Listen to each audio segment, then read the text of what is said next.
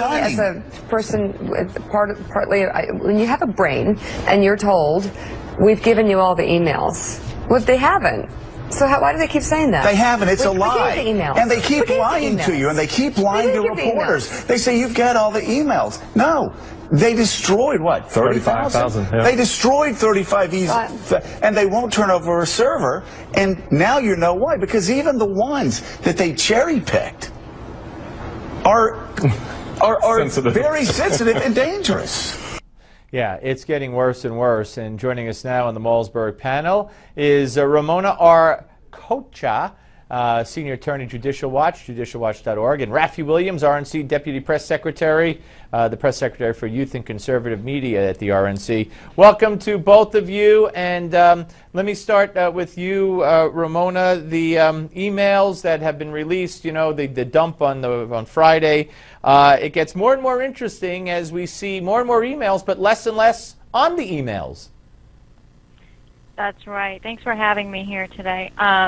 That's very true. The State Department actually came out last week, even before the dump on Friday, stating and admitting that it is still receiving emails from other senior aides of Mrs. Clinton, and also the government actually admitted in a testimony before Judge Leon's hearing on Wednesday that the State Department does not know if it has all of Hillary Clinton's email.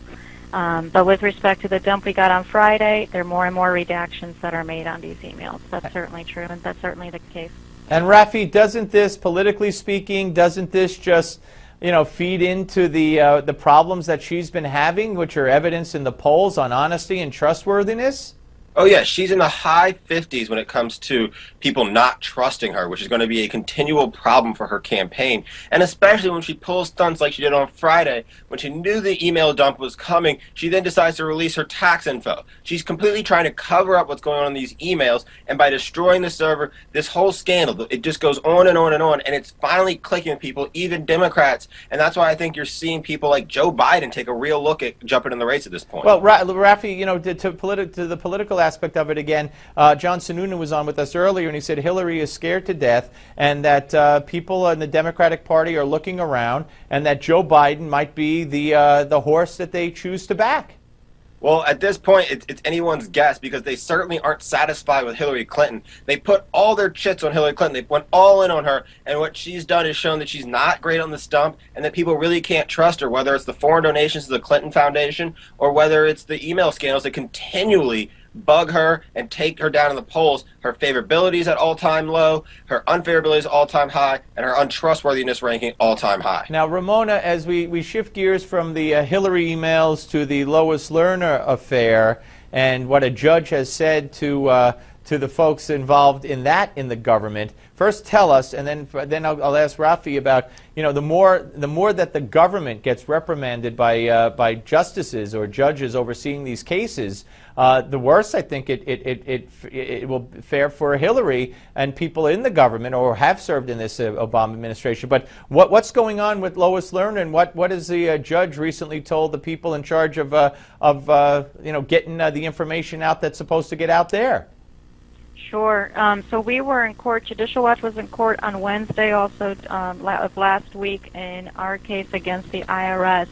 And this was the second time that we were in court in 1 month in a FOIA case because the government is not providing information it should be and it ought to. And this is just with respect to just give the court and Judicial Watch a status update on what it is with respect to recovery of the emails by TICTA and also the IRS's production to Judicial Watch.